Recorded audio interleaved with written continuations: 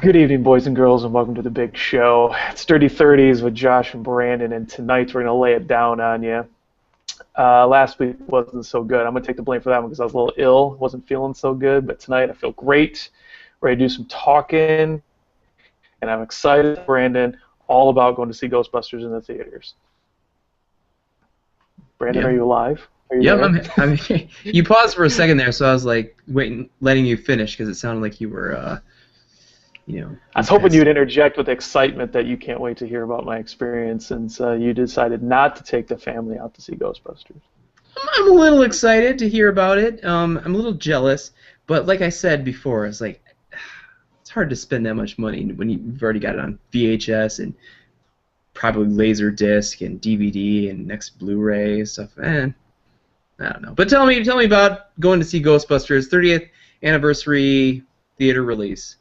Well, it's a huge difference between me going on my own versus you taking the whole family. So yes, I do understand, but it's Ghostbusters. But yeah, so we talked about it. I was all excited to go, and I actually forgot all about it until late Sunday evening. I was reminded of the movies, and I was like, oh shit. And so I looked it up, and there's one last showing. So I took off. And I got in the Ecto one, and I cruised down to the theater, and I sat in, and I figured I'd be the only person there on a late Sunday night, but I wasn't. A bunch of hipsters, a bunch of people my age in there, Was you know, it was it checking mostly it out. people our age, or were they like young kids like oh, this is so retro, man? No, it was all people my age, or our age. Yeah, so first things first, it was everything I hoped it would be. I went into that just wide-eyed, ready to watch it, and it takes you're a little set back a little bit when it hits the big screen because they didn't do any remastering of it. There Oh, wasn't any really? I thought it was glossy remastered. finish. It wasn't. Nope. I'm sure they just updated it so it perform on the theater, the digital theaters now and stuff. But yeah, I mean it looked grainy like the first shot. Had the Columbia logo with the girl holding the torch, and it was all grainy and weird. And then the eerie music comes on and all that, and starts the librarian. It was awesome. I was excited from the second it started all the way to the very end, and I laughed all the way through, all the good jokes, all the little things you miss, and they didn't alter any of the special effects. So of course there was parts of it that you could tell, the way it was done compared to all the special effects we're used to now. But god damn, it's a good movie, and just good acting. I mean, you gotta lay it down. These guys knew how to act in that thing. It's one of the few perfect movies, like perfect comedies. It stands the whole test of time. It's not outdated. Great performances by everyone involved. I mean, it's all like comedy legends, right? So how could it not be good? Absolutely. So my report, it was fucking awesome to see it in the theater, and I know there isn't a whole lot of money to be made in it, but they should really put all the movies back in theaters just for the hell of it, because it's a good time. I mean, it's different watching on a big screen. I know TVs are huge nowadays, but it was a lot better in the theater. You know, In the theater. I was thinking about this weekend was back before we had like DVR, even before we had VCRs. Like you wouldn't see a movie after it was released. There was no home theater option. Like if you had HBO, you could see it on HBO, but there really wasn't like a post theatrical release for all these movies. That's why you would see a lot of them a couple of years later be re-released in the theaters because that's the only way people could see them. And it wasn't until like I don't know when you got your first VCR, but gosh, I think ours was like 85, 86. So up until that time, you have to go to the movies to see the movie, right?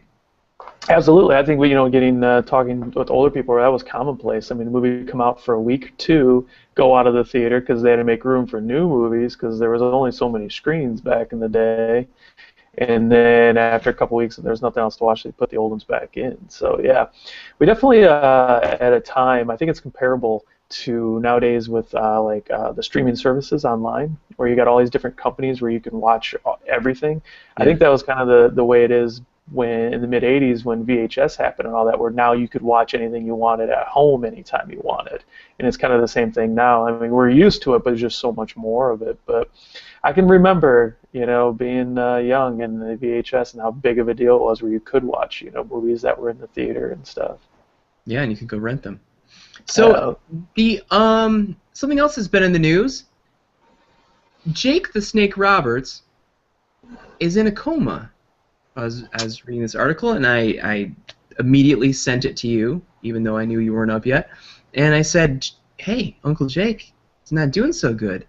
And I was like, you know what? This is the perfect opportunity to talk about your encounter, your epic story of the night that you met Jake the Snake Roberts.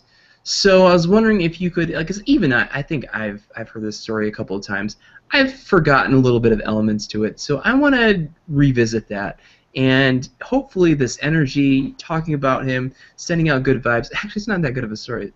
Like, in terms of like It's a great story. It's a great story for us. It's not so good for him, but maybe in some way he'll sense it and he'll come out of this coma that he's in. So why don't you set the stage for us? This was 2008 or something like that? No, this was 2005. Oh my gosh, was that long ago? Yeah, anyone that's not familiar with Jake the Snake Roberts, he was a WWE or WWF wrestler back in the 80s. He was known for bringing a big snake to the ring, and he'd beat his opponent and throw the snake on him, and that was his gimmick and all that kind of stuff. The guy was a legend.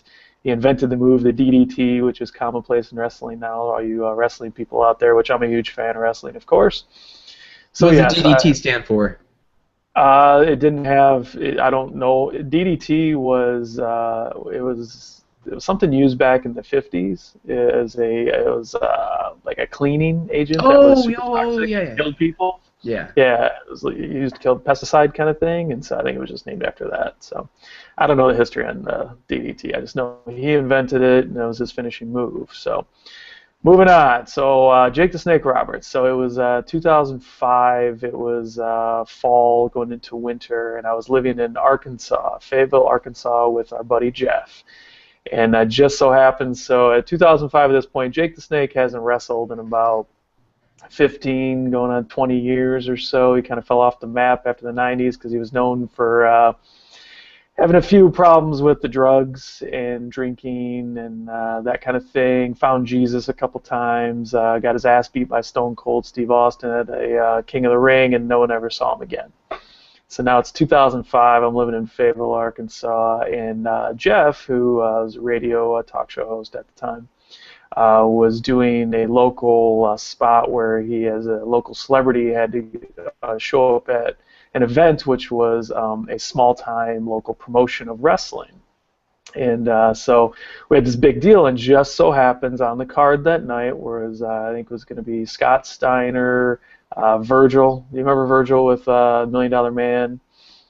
He was his like bodyguard or something. Oh, yeah. Yeah, and a bunch of no names, and then the headliner was Jake the Snake Roberts. So we were excited. We got to go to this thing. And the night started off where I believe on our way to the show, we stopped off at a drive-through liquor store because they still have those down in Arkansas. And we each bought a pint of alcohol, a different kind. And each one of us had one of those that we could put in our pocket to take into the gymnasium where this was being held. This was for yourselves. This wasn't for him or anything like that. No, this was just for us. We wanted to have, we went to the bar before, and we got a couple bottles of liquor, and we were going into the show. So we're just going to have fun with it because, it was a small-time promotion, pretty cheesy. Jeff was getting paid just to get in the ring and talk on the microphone and that kind of thing. And this is the South, and I love wrestling. So everything I say, I'm not harping on wrestling at all. But these people were a little lower echelon of wasn't quite up to the WWE standards of production. So we show up and we get in, and Jeff meets the handlers, whatever, and tells them what he's going to do for the night and that kind of thing. We're just kind of hanging out, and it's in the gymnasium. It's kind of weird. We're kind of drunk, and another friend of ours, Shane, was there as well. He was a big fan of Scott Steiner, and so a few of the wrestlers were around signing autographs. We kind of did that, and just we're hanging out. No big deal. Well, then the promoters ask us to go backstage to hang out so Jeff can get ready to do whatever he's got to do. And so this is where the fun begins because we're all backstage hanging out, just trying to be cool. There's a few big-name guys running around, that kind of thing. These are guys that you grew up watching. I mean, this is sort of like you want to be cool, but you're kind of like, these are the guys that I grew up watching. Absolutely. So like we're just trying to, because with Jeff and his, he's trying to be a professional and not trying to, go run up on people and get autographs and all that kind of thing. So we're just being cool, we're hanging out. Plus, we're kind of drunk, and so we don't want to like get Jeff in trouble that he showed up to a work event drunk and that kind of thing. So we're hanging out, and so then lo and behold, we see like Jake go walking by. And we're all like, man, that's Jake the Snake Roberts. That's cool, And he's a big guy. He's about 6'6", 200 plus pounds, and he had long, scraggly brown and gray hair, and he's put on some weight since back in the 80s, and at this point he's got to be in his 50s, or 60, and not quite looking like the guy we're used to, but it's still fucking awesome that it's Jake the Snake Roberts. So much so that we all like yell out at him, like, "Hey, Jake, whatever," and he likes walking by us, and he like looks at us, and we're like, "Oh shit," and he like flips us off, and then just keeps walking. So we're like, "Oh, that's cool." Jake flipped us off, and we thought that was it. We had our moment with Jake the Snake Roberts. We were content and all that. And if I had known then what was going to transpire for the next 3 hours, I probably would have just left. But moving forward, we're hanging out, and a couple of the other guys come around, and we say hi and do a couple pictures and stuff. And then Jake comes walking by again, and he sees us because we're a large group of people hanging out, a bunch of dudes. And he comes over, and he comes up by me, and I'm one of the taller guys in the group, and he puts his arm around me, and he's a few inches taller than me, and like kind of grabbing me and this kind of thing. We're like, "Jake, can we do a picture?" And he's like, "Fuck yeah!" And like puts his arms around us, and he's just messing with me. He's like grabbing, like giving me titty twisters and stuff. I'm like, God damn it! Look at what do you think my at this ass point? You grew up watching this guy, Jake the Snake Roberts, one of the biggest WWF stars, of the '80s. And he's sitting here grabbing your nipples. What is going through your mind? I was surreal because I'm drunk, and I'm like, this is like Jake the Snake Roberts like molesting me, but in like a brutal way, not trying to be sexual. Like the guy was like kicking my ass, and like so we take a picture, awesome picture. We're like, "Oh man, thanks a lot." And when he had his arm around me, he kept like hitting me, and he hit the bottle in my jacket. And I was like, fuck, and I like opened up my jacket and I pulled out because I had that pint in there. And I know that Jake, everyone knows the stories of drugs and drinking and all that kind of stuff. And you could smell it on him. So I like pull the bottle out and I'm like, "Hey, Jake," and he sees it and his eyes light up. And he's like, "Shit, son, come on." He like grabs me, takes me over to where he's hanging out. And all the other guys are like, "Do we go or what's going on?" And I'm just like, I'm all for it. So I go over, I sit down with him, and I look, and he's got a quart bottle of vodka sitting on the table, and he's like, "Let's start drinking." He's already drinking. He goes, "Let's drink." And so we all get our bottles out, and we're passing them around and drinking and stuff. So now we're hanging out with Jake Roberts, and we're just like, holy shit, and everyone else doesn't know what to do, and I'm just like, I'm loving it. I'm just like, okay, let's have some fun with Jake. So I'm starting to ask him stories about the old days and just being cool and stuff, and we're swapping drinks and all that. So he's just, now he's the center of attention, and he loves it, and he's just telling us all stories, and we're getting hammered, and he keeps yelling at the promoters and stuff that he wasn't going to wrestle, and the guy's like sweating it and getting all worried and shit. Meanwhile, the guy he's supposed to wrestle is just a younger guy that no one knows, and he's like hoping to like talk to Jake so they can go over what they're supposed to do in the match. And then there's Jeff, who's supposed to like go out and do something, but no one's telling him what to do. I could care less because I'm getting drunk with Jake Roberts. And Jake loves it because I'm drinking with him because he has a drinking buddy now. So we keep talking and all that. We're having such a good time. And I start kidding around him. I start calling him, like, people will be like, because they'd be like, "Jake, who's this?" And he'd be like, "Oh, this is my nephew." And I'd be like, "Yeah, Uncle Jake." So then it started that I was his nephew and this is Uncle Jake. And so it was on at that point. So we're just swapping stories and drinks. And then it's time for him to wrestle. And mind you, this guy's drunk as shit, but he's used to it. He's a professional, and we're all drunk, but we're excited to see Jake do his thing. And before he goes out, he's yelling at the promoter, and he was like, "Yeah, somebody get me some crack." And we're like, "What? Yeah, is he serious?" And he was laughing, and so we're like, "Oh, funny, he's just kidding around, because he's sort of a known for jump having from vodka to crack cocaine. Yeah, there was no in between. It was just straight, "Somebody get me some crack." And we're like, funny because he's had drug problems. We thought, he's just being funny. Ha ha ha! You have a terrible, terrible addiction. It was kind of like, I thought he was over the drugs, where he was just like being funny, like, "Ha ha, I used to do crack. Yeah, everybody knows that." No, he was goddamn serious. And he was like, somebody get me some.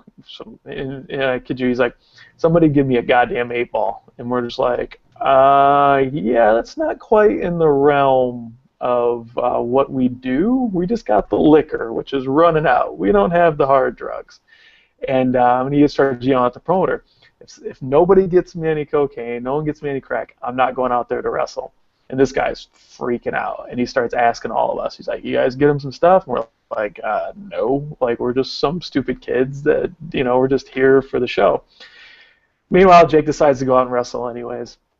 Jeff goes out, does his thing, and he got to call him to the ring and all this kind of stuff, and it was really cool. And we got to be out. We didn't go right up to the ring, but we were kind of in the a few feet from it. So we got because they'd let us go out there, so we're like kind of part of the show and stuff. And it was really cool. Mind you, we're just pissed drunk at this point. We're just like, this is awesome. So Jake goes out and starts doing his thing.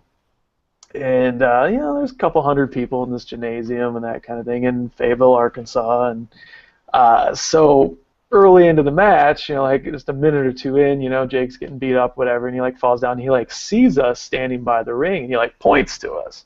And we're like, yeah, we're like, holy shit, Uncle Jake just pointed at us. Again, being a kid in the 80s, like how cool would that have been, back then to have the wrestler that you thought was your hero and stuff pointing at you from the ring. So we're reliving these moments.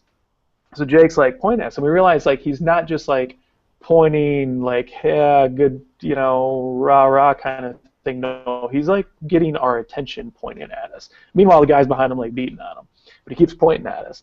And then finally we're all us, yeah. And he points at us, and he goes, 1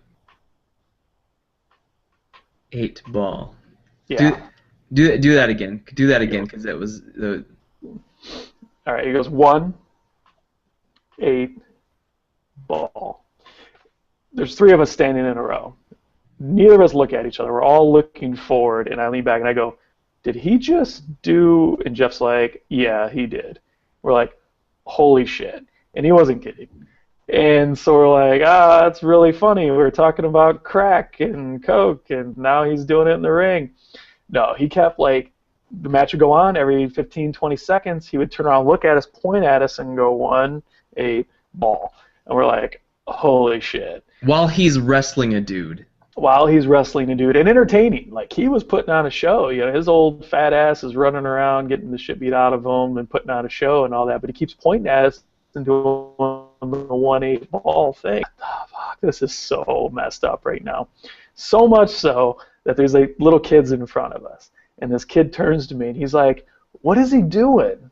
And I was like, he's wrestling. And he's like, no, what's he doing with the hand signals? And I was just like, no, he's just chanting, setting the guy up for the DDT. Yeah, okay, watch the show. And I was like, oh shit, this is fucked up right now. So the match ends. We're like, that's cool, whatever. We go backstage. He comes back laughing and stuff, and he's hitting us and shit. And we're just like, quit beating the shit out of us, Jake. And he looks at me and he's like, wasn't that funny? Did you guys see what I did? And we're like, yeah, that was awesome. And it's starting to get kind of awkward and weird.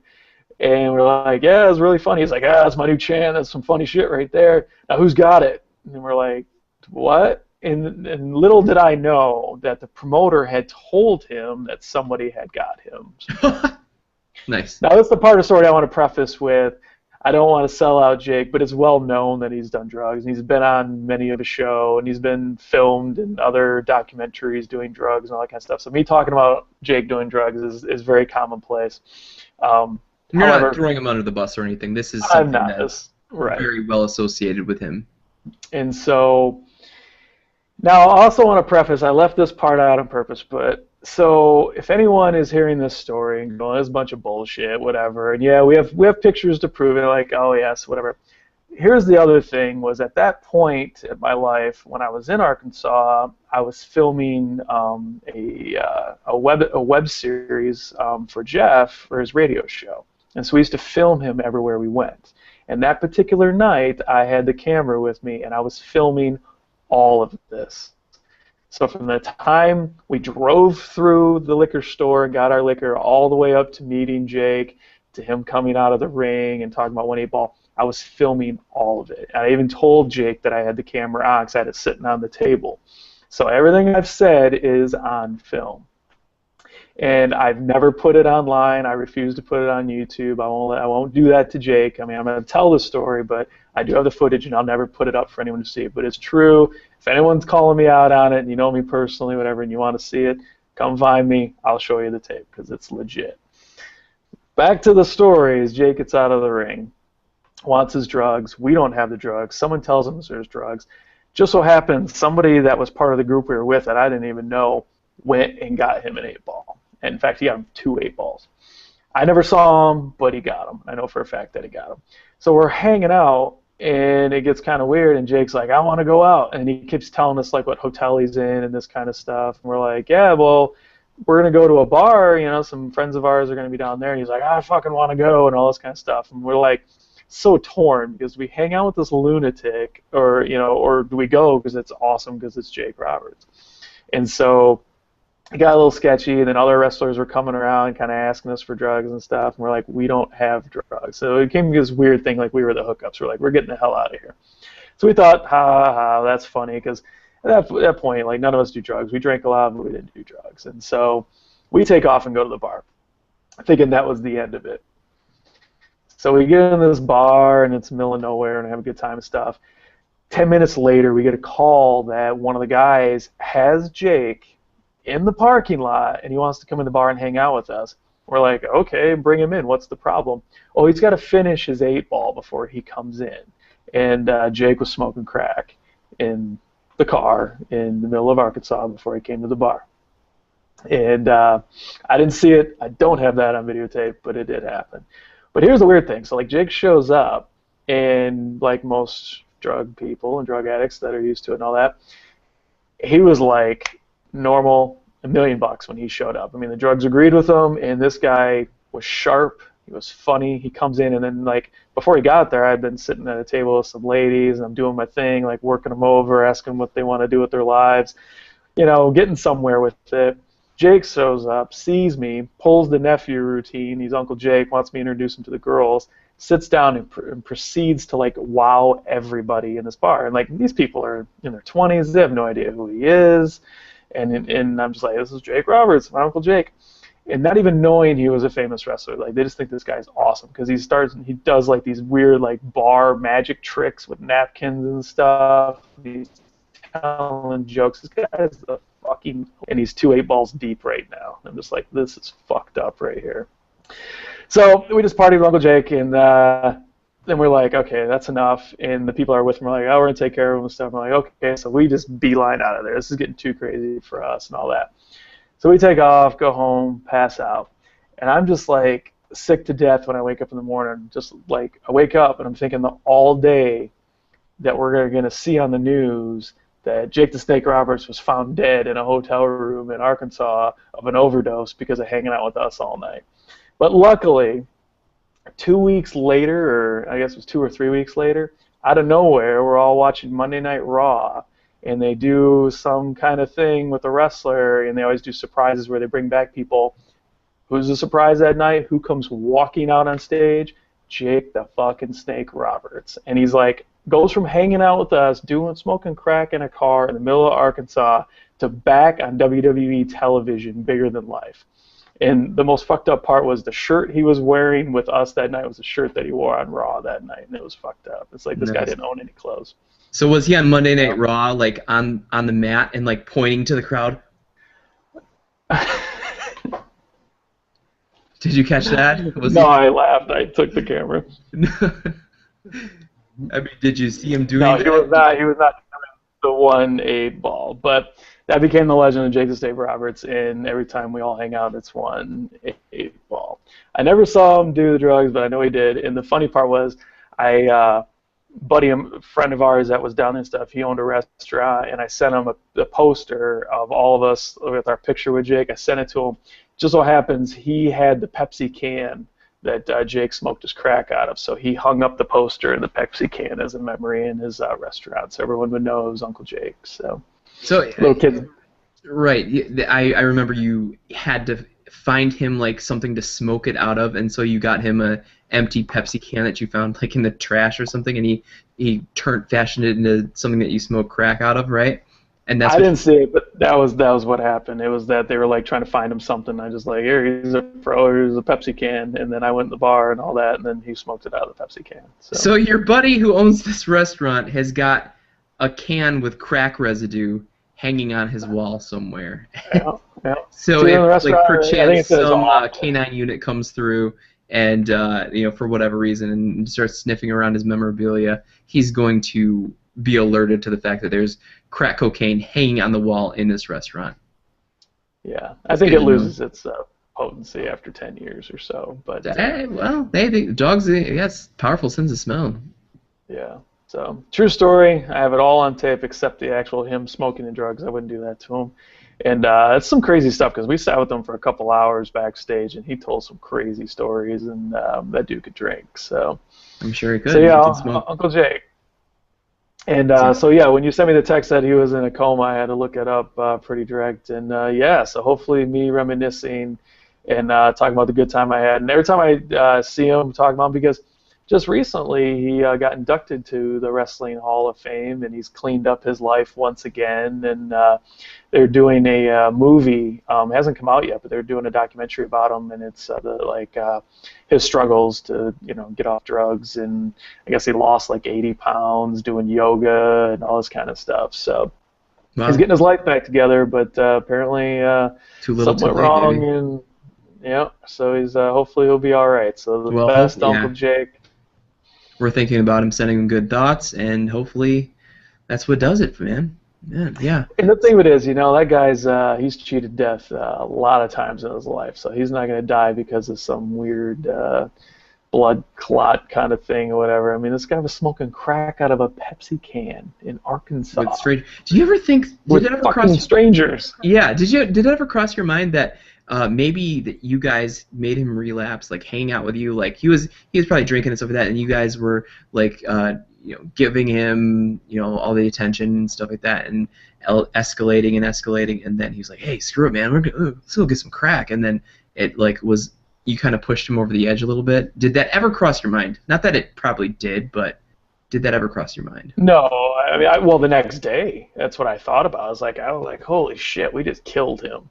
And because it wasn't, I mean, yeah, he was doing drugs, but I mean, we were drinking hardcore and, shots and all that kind of stuff. And it's like, because he kept telling us his hotel room and all this kind of stuff. And it's like, this motherfucker's going to end up being dead. And they're going to come talk to us because we knew where his hotel was. Person we know drove him somewhere and all this kind of stuff. So we didn't help him relapse by any means. He was pretty much, he was pretty worse for wear when we found him, but it didn't help matters that we encouraged it. That's for sure. Yeah. So, well, okay. It was 2006. That's when this happened. Yeah. Oh, must have been, yeah. Well, speaking of things from the late 80s and early 90s, this past Monday there was a show, Behind the Bell. It was a unauthorized not a documentary. It was like a retelling of the behind-the-scenes happenings from when Saved by the Bell started to when it finished. And I know you don't have cable, so you didn't watch this, so I'm going to save you the trouble of finding a copy, and let me just tell you, it was pretty bad. But I watched the entire thing, and it was... Yeah. It was like... I mean, we talked about this last week, but we're familiar with the characters and the people that they reference and all of the episodes that they reference and the lines and stuff. But it's just weird to see. It wasn't entertaining in any way. It was just like, oh my gosh, I'm watching this happen, and I'm watching these characters, and it's not really the characters. And a lot of them didn't even really look like them. But it was really surreal. And I sat there for the entire 2 hours mesmerized by this. And I can't even tell you why. Because, I mean, it was just like a story about people, whether it's true or not, it's a story about people we grew up with. Kind of like you watching Jake the Snake Saturday mornings. I was watching Saved by the Bell Saturday mornings. And, yeah, it was really bizarre the way that they, first of all, it starts off in Cincinnati, and they're in this limo, all of the 6 main characters, and they're saying like, oh, I don't know if there's anyone going to even show up, and they're pulling into a mall where they're doing like a signing, and Show up and they were smoking crack. they were smoking crack out of a Pepsi can. I mean, they're doing lines or something. And Jesse said, like that. He did that later, you know. But so they get out of the car, and there's just tons of people like mobbing them. And I think that part actually happened, was that they were just mobbed at a mall because so many people were just trying to get a glimpse of them and trying to get their autographs and stuff. But then the guy playing Zach goes, "Time out," and everyone like this whole giant crowd of people at a mall freeze. And then he's talking for a little bit, and then Screech pushes him out of the way. He's like, "Okay, you don't get to do that now. This is my story, so I'm going to be the one calling a timeout." Which A is kind of like sacrilege, but B, the whole time that people behind him are frozen, there's like 100 extras there, and they're like blinking a lot, and like you can see them shaking because they're like trying to keep, because this is like a 2.5 minute like scene that they're standing still for a while, like Zach and Screech, do their talking and stuff in the timeout, and they're like blinking and trying so hard not to move, and it was incredibly distracting. Like, I don't remember like from the episodes people moving and blinking. They must have been like professionals, but I don't know. It really bothered me for some reason. Not the fact that people can like pause time, but the people in the pause time were blinking. So it was like taking the narrative from it was based on the book that Dustin Diamond wrote, and it was from his perspective of being left out, and like everyone wanting to get with like Zach and Slater and even the chicks that he would like take backstage to give them the tour and stuff. They would be like, oh, and we'd like try to put a move on them. They'd be like, oh, can you give my number to Mark Paul, or can you introduce me to Mario Lopez or something like that. And I don't know if you knew this, and I don't even know if this is true, but this is what the Lifetime movie suggests, is that Mark Paul Gosselaar and Lark Voorhees had a thing going on during the filming of the show, and her religious beliefs wouldn't let her and him hook up, so he started like getting with Tiffany Amber Thiessen a little bit, or I don't know. It was really muddy the way that they did this, but hey, it's like gossip, man. Nobody wants to admit that they participate, but hell, if you can turn it off. So I mean, it was. So like, what was the arc of the TV movie there? Just like showing them famous and the craziness, and then the fallout and that kind of thing, or what, like? Not really. I mean, did it show like how they came about and did the show? I mean, they just show like after that scene, they flash back to '89, I think, and we're talking about how they cast the show, and it was on Disney Channel because NBC passed on it, and that was when it was Good Morning Miss Bliss. And then after the year, they're like, okay, we're canceling this. But then the head of NBC, Brandon Tartikoff, said, hey, my daughter is like super into this show. I think we can make it work as long as it's about the students, because originally they made it about the teachers and had Haley Mills, who was a name at the time. It was more about the teachers than the students. And then, well, who was Miss Bliss? She was pretty famous. She did win, I think, an Oscar. She's won an Oscar, and she was in Freaky Friday, right? Was it Freaky Friday or The Parent Trap? One of those two. No, maybe both. Parent Trap. Parent Trap. Yeah, she played the twins. So the head of NBC was like, my daughter is like just loves this show, so we're gonna bring it back to NBC, but we're gonna move them from Indiana to California because everyone wants to go to school by the beach, and we're gonna make it about the kids, so take the teachers out of Bayside football rules. Bayside football rules. Yeah, that's right. Bayside Tigers. So I should have worn my Bayside Tigers shirt, man. What was I thinking?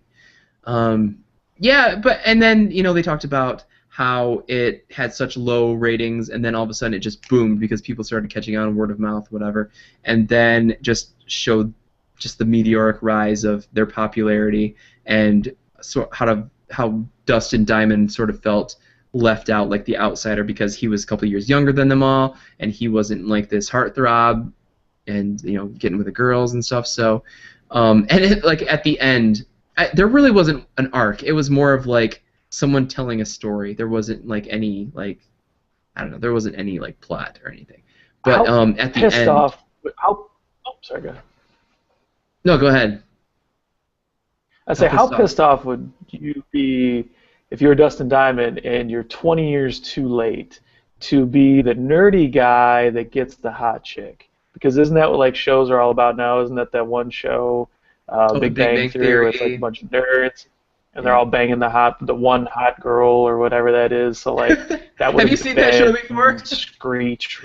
Like how is Screech, the character Screech, not the father of one of those D-bags on that show? I mean, Oh who's yeah. writing the show? Why would you not write Screech in to be their dad? Because, I mean, that would have changed the world. I would have just saved Dustin Diamond's life because I'm surprised he hasn't killed himself yet. I mean, being that guy and all crazy, like, boom, resurgent in his career to be one of those guys' dads. So, anyways. Well, I'm sure he would jump at the chance for that, but that's not in the stars for him, I guess. But anyway, so they talked about how the Tiffany Amber Thiessen and Elizabeth Berkley didn't renew their contracts for the second half of the last year, and they went off, and so they brought in goddamn Tori with the leather jacket, and like I didn't realize this at the time.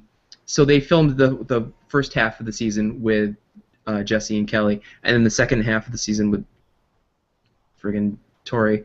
And then to make it even more confusing, they would play them back to back on Saturday mornings. So they would show the first one with Jesse and Kelly, and then the second one would be with Tori, and then Jesse and Kelly are not, nowhere to be found. So I think that's probably because I think last week you said that you were under the impression that they were just somewhere in the school, they just didn't talk to them during that episode or something like that. So that kind of explained how they tried to spread out the ones with Jesse and Kelly, and then they figured, okay, the graduation, we're gonna finally give them a graduation and then be done with it, and then so they brought Kelly and Jesse back for the graduation episode. So it ends at the graduation episode, and Dustin, they're like doing the read through, and Dustin like runs out, and Zach goes to find him, and he's like what's going on, man? And then they like have this heart to heart, and Dustin says to him like, after 6 years on the show, this is the longest conversation we've ever had together. And Zach was like, yeah, yeah. So it was kind of like you could tell it's from his perspective because it always made him out to be like the victim and made him out to be the pious good guy and everything. And it was, I don't know, it was bizarre. It was really bizarre. And the guy playing Zach was like shorter than everyone by at least a foot. It was like, is Zach shrinking throughout the whole thing? Because everyone else is getting taller. I don't know. It was really weird, but. And Mark Paul was tall. Like he started working out and was tall and all that. He was, be able to compete with Slater later on. Yeah, I think definitely by the Malibu Sands episodes. Yeah, I mean, it is what it is, man. It was trash, but it was good trash that I wanted to fill my life with. So, no regrets. Interesting. I'll have to.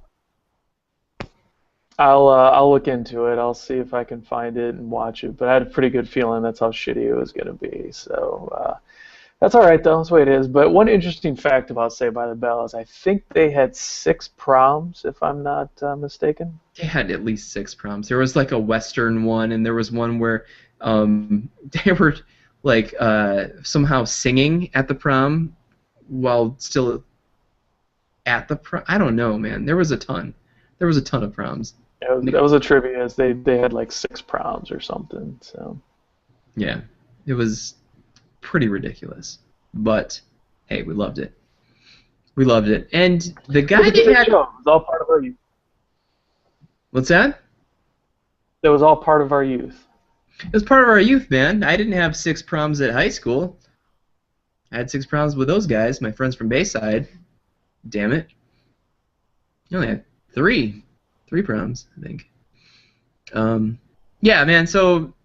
And little known fact that we ripped off one of their proms.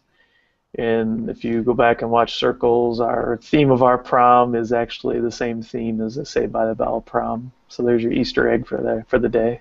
That's true. Yeah, I don't know if we discussed that on the DVD commentary, but that's 100% true. And we also stole their bell for the bell in the school when I visit April's classroom, and then the bell rings. It's the bell from the theme song. It's all So part of we our get life. two Easter eggs tonight. Yeah. Yep, Oh, we hey, here's threw a lot another. of shout outs. Here's another Easter egg. Jerk off Jake, the character that we have in the end, named after Jake the Snake Roberts. It's all That's circle, true. not That is eight true. ball. It's a circle. So you're bringing us all back together with just one 8 ball. So very good. Well, it leads us up to my favorite part of the show, and the part of the show that Brandon always gets an extra 15 seconds to jog his memory and prepare for this. I have no idea if he's prepared or not. If I was a betting man, I'd say he's probably not prepared. But based on our childhoods and Uncle Jake and Saved by the Bell, we're going to go to Brandon now for just the tip of the day. Yeah, I'm going to surprise you because I've got something. I didn't when you started talking, but I do now. So over the weekend, there was this big hullabaloo because all these famous ladies have gotten their phones hacked, and there's naked pictures of them. And this guy, from what I understand, there's this guy who has been working on this for months and months, and he's been so people with iPhones, you have the iCloud that your pictures back up to there, and if you keep clicking reset my password, you can type in a password, and there, it didn't time you out. It wasn't like 5 attempts and it locks you out like most things. It just had unlimited things. So he used some sort of program to hack these people's accounts and stuff. And so he grabbed all of their personal pictures, which a lot of them include naked pictures, and he released them on a website and said, "Hey, this is what I got. I've got a lot more. Send me money." So people were sending him money, I think, and I don't think anymore because I think he's on the run from the FBI now. But that's kind of that's terrible, right? These people have every right to have naked pictures of themselves on the phone. We talked about this a couple of weeks ago that like I've never sent or received a picture of that nature, but so this goes to my tip of the day. Even though they have every right to do that, that's an extreme violation of their privacy, and I think even some people are saying this is a sex crime, which I think it is. But so my tip is like if your phone, you don't think of your phone as a camera. Your phone is a portal to everyone in the world via the internet. It's connected to the internet. There are numerous ways in which those can get out there. So don't keep them on your phone. And I know this is really it makes it seem as though I'm saying like well, you shouldn't have had those pictures. No, you have every right to have those on your phone. But if you're a cautious person, just know that your phone can and probably will be at some point exploited, and something gets out that you didn't want to get out, whether it's a text message, an email, a picture, something like that. So lock it down. Keep it locked down. You heard about this, right? Am I crazy? Absolutely. You heard about No, this. I think, and furthermore, you're not you're not judging. There's no judgment here on the Dirty 30s. You're not judging these people for what they do. You're not saying they shouldn't have done it. What you're doing is giving a tip for all you people out there in the world that sometimes forget that your cell phone is a computer that is hooked to all the computers in the world, and anyone can get that information. So if you don't want your personal information or your personal property out there in the world where it could get taken, just don't leave it on your phone. Get it off your phone. Put it somewhere else. So the tip of the day is be careful what you do with your technology. Do whatever you want. Take your nudie pictures. Hell, I'm the guy that was naked on my CD cover, so I got nothing to hide. I'm sure there's naked pictures of me already out there in the world. But if you don't want your naked self out there, be careful. Get it off your phone. Don't leave it out there for anyone to find. Yeah, and I mean, it's really not even their fault because this guy, just was trying and trying and trying to, break into these accounts, and I think it took. I think he said something like this was a long process, accumulating all these things, and like I have to admit, like when I first saw it, I was like, oh, so and so was hacked. So I was like, oh wow, that's a pretty lady. I'd like to see her naked and stuff like that. And I was like, whoa, this is really sick, man. You can't, yeah, you can't in good conscience, look at these pictures and stuff like that. It just feels incredibly dirty, and like, gosh, I really feel bad for these people, because like they maybe they didn't even try to send them to like a significant other or something like that. Maybe they like just wanted to take a picture of themselves and see what they look like, or I don't know. I mean, they're free to do whatever the heck they want. It's their bodies, it's their phones and stuff. Just feel bad, that this happened to them. Well, it's no different than the situations where, let's say, and I don't like this, I've never done it, and I don't like it myself, but like because of phones where you have a friend who knows some girls and she sent him a picture of her naked, and you maybe know the girl or you don't know the girl, and your buddy takes the picture, it doesn't ask you if you want to see it, but just puts it in front of your face. And then you're just like, what? And all of a sudden you see this picture, and it's happened to me where I hadn't met the girl, but I was like going to meet her like that evening or something because it was a friend and we were hanging out and he's like, oh yeah, check this out, and made me like, I wasn't prepared for it, didn't preface it with anything, and also it was her naked, and then literally a few minutes later, like this girl walks in, I'm meeting her for the first time. As a guy, I was just like, oh, that's really cool, she's naked, and like, but it was a complete violation of like, I'm pretty sure she sent that in confidence and doesn't want everyone else to see it, let alone a person she's just meeting for the first time. And so this is very much the same thing. Yeah, we don't know these actresses, but it's the same thing. Clicking on the Googles and looking it up and trying to find them, that's kind of like picking up somebody's phone that you barely know and going through it hoping to find naked pictures. It's a violation of people's things, and I'm not into it at all. And saying that they shouldn't have done it, that way their stuff gets hacked, that's bullshit too, because do whatever you want to do. It's just we live in a world where people don't have any morals or class or couth, and it just kind of sucks. Yeah, that's the argument that like, oh well, she was wearing a short skirt, so she was inviting to be sexually harassed or raped or whatever.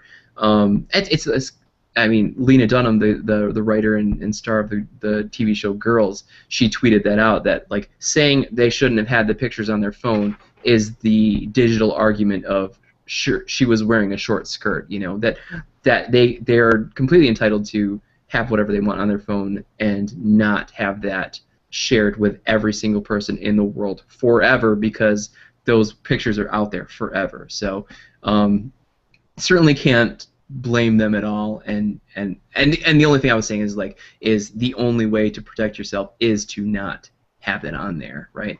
But yeah, I do feel real bad for these people, man. Just terrible. I can't imagine. Well, it happens. I mean, we live in a world where this crazy shit happens, and that's why, like I said, I already put myself out there, so I got nothing to hide. I don't care, and that's the stance they should come with. It's a complete violation of their privacy, but they shouldn't shy away from it or deny it. Just be like, yeah, that's bad, because they'll catch the dude and all that kind of stuff, and this will be old news. It's funny how we go from one week to the next week. Everyone's talking about naked pictures on their phones, so it's just the world we live in. It's all circular, man. It's a flat circle. Yeah. All right, so we're going to end this episode. Before we do, I just want to say give my best wishes to Uncle Jake. I hope he gets well soon. And more importantly, for anyone that watched this episode, that knows that I didn't tell that story to sound cool. I didn't tell that story to deface or tarnish the image of Jake the Snake Roberts. It's just a story that was true, and I stand by it. And furthermore, that I will not show that video online or give it to anybody. That's just a personal thing. But I also tell it because it was a good goddamn time, and I really want Uncle Jake to pull through and not die in a coma. So hopefully, it's relevant, right? It's timely because of the unfortunate news about him, right? And it was actually my idea, because when I texted you and I said, "Uh-oh, Uncle Jake's he's in a bit of a health crisis," and I said, "Hey, you should tell your story the next time we do a show, because like it's just a good story, but it's about someone who's currently in the news, Absolutely. Big fan. Call him Uncle Jake. It was an honor for him to call me his nephew, even though we were drunk and having a good time. So I'll cherish those memories, and I think this is the beginning of me starting to tell all the stories that need to be told here on the Dirty 30s. We waited a few episodes. We've talked about relevant topics, that kind of thing, had some good guests, but it's time to get down and dirty. And not that the stories are bad or all that kind of stuff, but it's time to tell some really good stories. So tune in. I'll touch again on this whole naked phone thing next time, and we'll see. We'll talk more about Brandon and his naked pictures and that kind of stuff. But until then, I'm Josh. That's Brandon, and it's 1-8 ball. Kids, don't do drugs. We'll talk to you next time.